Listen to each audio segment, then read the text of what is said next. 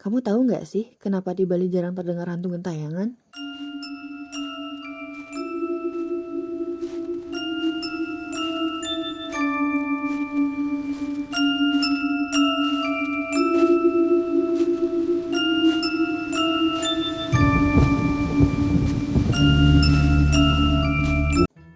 Tah, kamu tahu nggak sih kenapa di Bali jarang terdengar hantu gentayangan? Nggak tahu juga sih ya, emang kenapa? Ya, aku juga sempat-sempat nyari tahu sih tentang hal itu, tapi sebelum kita cerita, hai semuanya, selamat datang di channel Modcast. Di sini kita akan bercerita tentang historical suatu kebudayaan daerah, penjelasan misteri horor, dan masih banyak hal yang berkaitan tentang itu. Nah, semoga nanti kita bisa menemani dan menambah mood kalian hari ini ya. Oke, kamu cerita apa sih, Vin? Tah, sebenarnya aku masih kepo deh. Kemarin kan kamu sempat bilang tuh kalau misalkan ya kita cerita-cerita tentang Bali lah ya kemarin. Nah, terus tuh ada hal yang aku masih kepo gitu loh sampai sekarang. Kenapa di Bali itu jarang terdengar ada hantu gentayangan gitu loh, Ta? Apa mungkin karena beda-beda ya sama daerah-daerah lainnya yang sering aku dengar? Mungkin nggak sih ada yang beda sama Bali? Setauku sih nih ya, kita bahas dari awal deh. Nah, hantu itu kan merupakan salah satu perwujudan dari arwah ya, atau roh orang yang udah meninggal dunia tuh. Namun, kayak mereka tuh masih ada keterikatan dengan hal-hal duniawi gitu. Atau ada beberapa kondisi juga yang kadang-kadang itu menyebutkan kalau hantu gentayangan itu adalah jin atau sejenisnya gitu. Nah, jadinya setiap kelahiran dunia ini kan pasti ada kematiannya juga kan. Nah, dan di setiap agama pun juga udah menyatakan gitu kalau kematian itu adalah merupakan salah satu dari bagian dari kehidupan gitu. Oh, gitu ya, Ta. Tapi kan ya kita tahulah ya kalau misalkan eh, setiap agama itu punya ajaran dan pandangan yang beda-beda. Terus kalau misalkan konsepnya seperti itu, apa juga sama gitu? Atau jadi beda sih? Nah, itu kamu udah tahu. Ya, ada bedanya juga sih ya. Perbedaan konsep ini kadang juga menciptakan pemahaman-pemahaman yang berbeda gitu tentang proses dari roh atau jiwa yang udah ninggalin tubuhnya. Nah, proses pelepasan jiwa ini kadang-kadang tuh kayak menjadi awal dari keberadaan hantu gitu. Nah, jika ada satu hal yang belum selesai atau yang masih bagi arwah itu mengganjal gitu buat dia, besar kemungkinannya itu jiwa atau roh itu akan gentayangan gitu loh. Jadinya mereka berkeliaran gitu. Hmm, oke. Bentar. Aku kepo nih, gimana? Aku serius deh. Iya, ini serius. Nah, kamu tahu kan kalau Bali itu unik gitu loh. Nah, coba deh kita mulai nih kayak searching bareng-bareng ya, agar kita tuh juga sama-sama tahu nih mengapa sih Bali itu bisa kayak berbeda gitu sama daerah-daerah lain gitu kan. Nah, seperti yang kamu bilang tadi tuh loh Vin, kayak masih banyak hal gitu yang apa ya, kayak bisa bikin kita penasaran gitu. Wah, gila sih. Aku masih penasaran nih, Ta. Banyak banget yang aku pengen tahu. Kayaknya yang aku tahu tuh baru mendasar banget ya jadinya.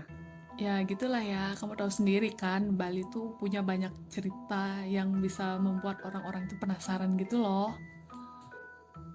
Ya gimana ya?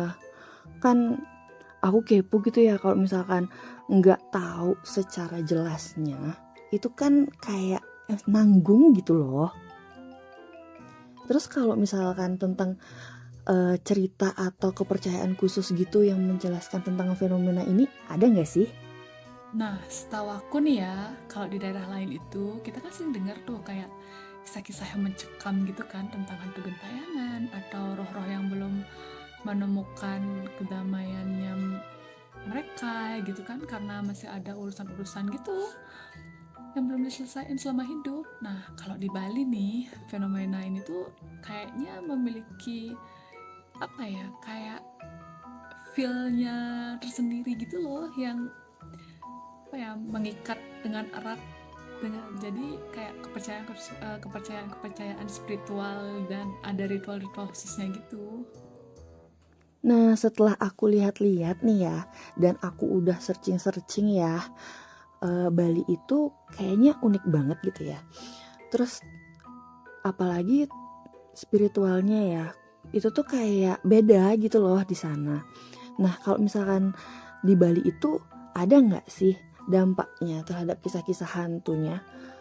Kalau dampak sih dari masyarakat Balinya sendiri ya, karena Bali itu erat gitu ya, pandangan spiritual dari masyarakatnya sendiri juga.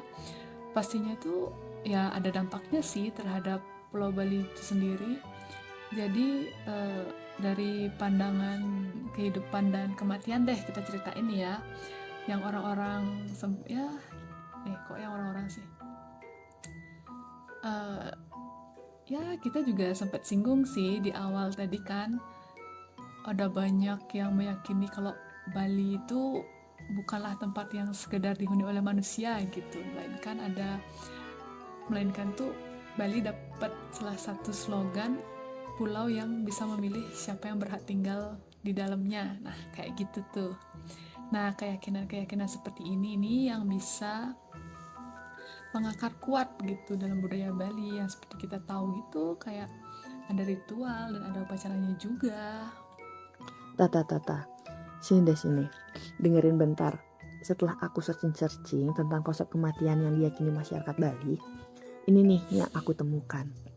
Kalau di masyarakat Bali itu ada 3 jenis sebutan penyebab kematian yang menjadi pedoman dalam pelaksanaan upacara kematian. Nah, ini nih yang mencerminkan kesakralan dan perhatian yang diberikan terhadap proses perpisahan roh dengan badan fisiknya.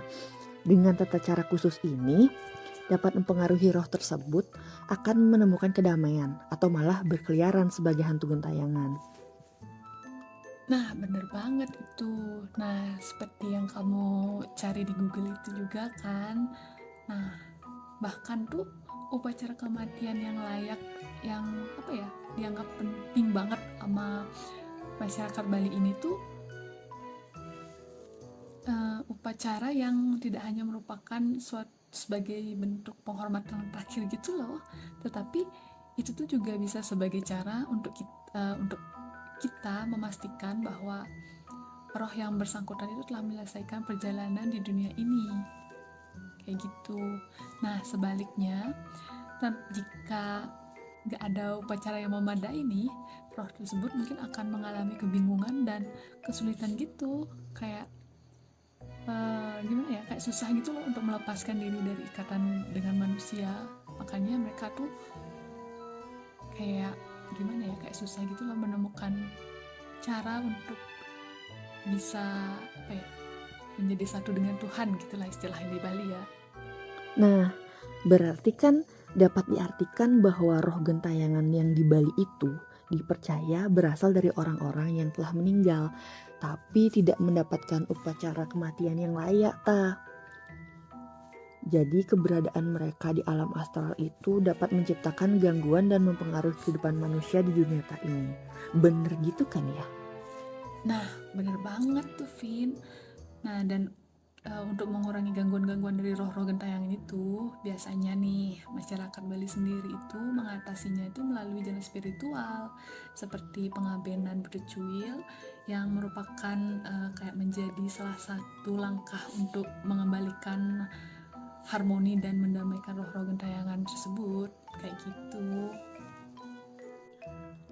Oh, jadi karena itu ya di Bali itu beda dengan daerah-daerah lainnya. Kisah-kisah hantu yang ada di Bali itu gak sekadar cerita seram gitu aja, tapi ada kayak latar belakang kepercayaan atau spiritual budaya gitulah ya di kisah-kisahnya. Jadi beda lah seremnya rasanya. Iya, dan kamu tahu nih, di Bali itu juga ada konsep dasar aspek kehidupan yang diyakini tahu, mulai dari kelahiran terus sampai ada proses membantu jiwa setelah kematian itu memiliki aturan tertentu yang harus diikuti juga kalau di Bali. Jadi upacara-upacara di Bali tuh banyak gitu. Dan itu juga menjadi salah satu daya tarik di Bali sih, agar eh, banyak wisatawan yang datang gitu ke Bali. Jadi dapat dikatakan menurut ajaran Hindu di Bali, setiap detail dalam kehidupan memiliki tujuan dan proses yang tertata ya tah. Bahkan termasuk upacara-upacara pun dilakukan setelah orang meninggal. Misalnya nih, kan kita bisa lihat tuh upacara kematian ya. Anggap aja tuh seperti upacara ngaben. Terus itu tuh sangat dihormati ya dalam budaya Bali. Dalam upacara ngaben sendiri, itu tuh upacara kematian yang melibatkan pembakaran jenazah. Terus ada langkah-langkah khusus gitu yang harus kita ikuti gitu kan, agar dapat memberikan jalan yang terbaik untuk orang yang sudah meninggal itu kan ya tah. Iya, Vin. Nah, itu tuh upacaranya tuh sudah sangat tertata gitu loh. Nah, bener banget tuh yang kalau seperti kamu bilang tadi. Contohnya itu salah satunya itu adalah ngaben. Nah, mungkin beberapa dari kalian tuh juga udah ada yang tahu ya ngaben itu apa. Terutama nih orang-orang yang dari Bali, yang agama Hindu. Pasti tahu deh. Lagi yang nonton video ini juga, pasti sudah pada hafal deh ngaben itu apa. Oh iya, mungkin di sini ada yang belum tahu atau yang ingin tahu lebih lanjut tentang cerita ngaben, atau mungkin yang masih penasaran dengan topik yang berhubungan dengan ngaben. Jangan ragu untuk komentar di bawah ya. Kami senang mendengar masukan dan pertanyaan dari kalian. Sorry, aku potong tadi ta. Terus gimana tuh? Lanjut deh lanjut.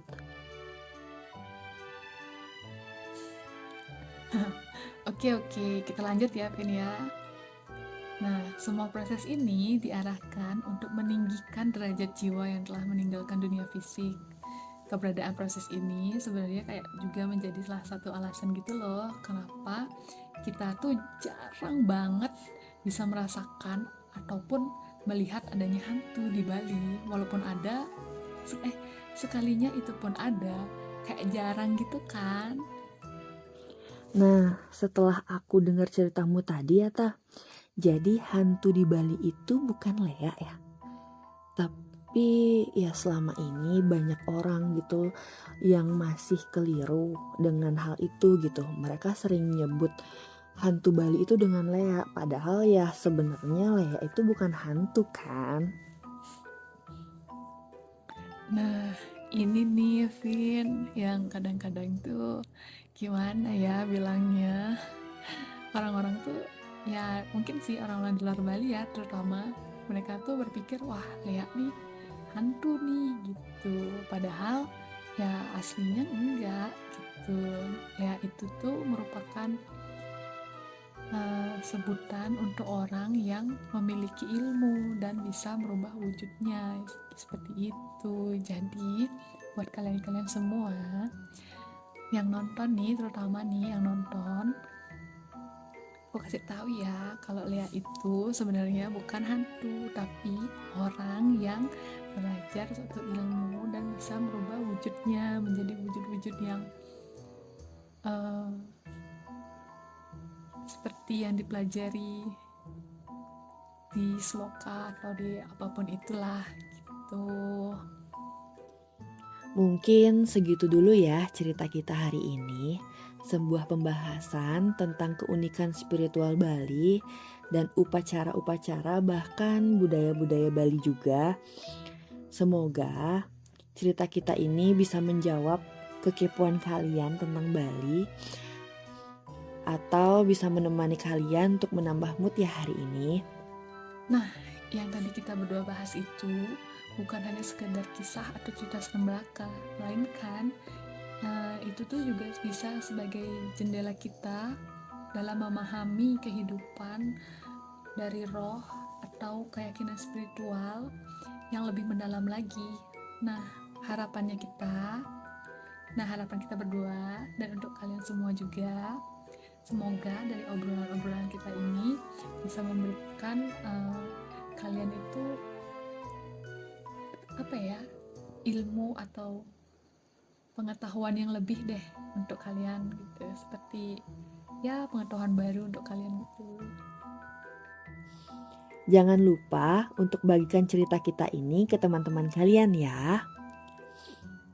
Untuk membagikan cerita ini, kalian bisa klik tombol share di pojok kiri bawah dari video ini.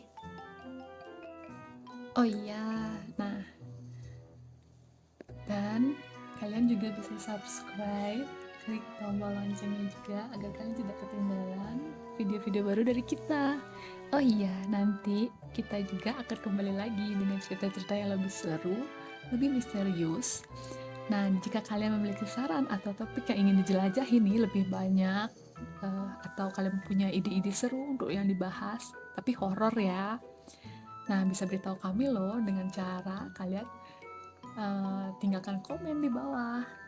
Nah, kami senang banget jika kalian meninggalkan komen-komen, ide, atau saran apapun itu buat kita. Jadi, kita makin semangat nih buat videonya. Oke, nanti kita cerita lagi ya. Bye!